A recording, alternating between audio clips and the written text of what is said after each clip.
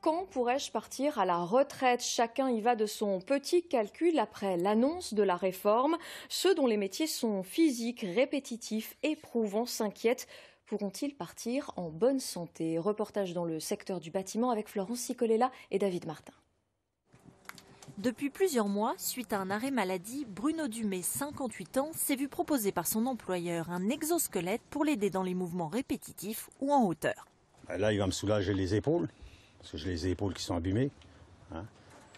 Mais cet équipement, porté quelques heures par jour, ne suffit pas. Le façadier souffre de douleurs chroniques et ne se voit pas travailler jusqu'à 64 ans. Si j'arrive en retraite bien, il n'y a pas de problème. Mais si je suis à moitié cassé... Non, la retraite, il faudrait qu'il l'arrête On soit en retraite à 60 ans dans le bâtiment. Sur le même échafaudage depuis 20 ans, Christophe Jambon, 47 ans, n'envisage même plus d'exercer son métier jusqu'au bout. Moi, personnellement, j'arrêterai avant. Je ne veux pas arriver à 64 ans. Moi, je pense refaire une reconversion à autre chose, pour ne pas être usé de partout, pour pouvoir profiter un petit peu de la retraite.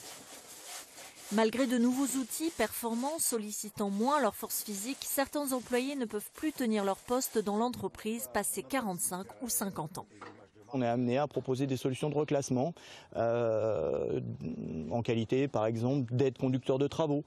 C'est des gens qui sont très efficaces parce qu'ils connaissent le métier du terrain. Bonglet fera tout ce qu'il est possible de faire pour accompagner les compagnons dans ces années supplémentaires de travail. Après, ça aura probablement des limites.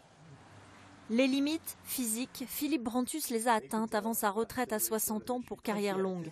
Plaquiste durant 39 ans, il a été placé en arrêt maladie 6 mois avant son pot de départ, qui n'a jamais eu lieu. Un crève-cœur pour lui.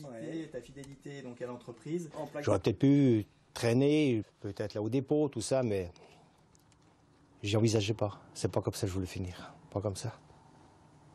Alors, ils m'ont mis en maladie et puis j'ai pris ma retraite.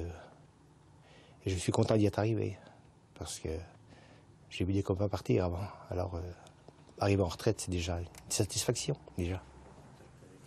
L'ancien plaquiste devrait monter bientôt une nouvelle association de retraités de chez Bonglet. Il les espère nombreux.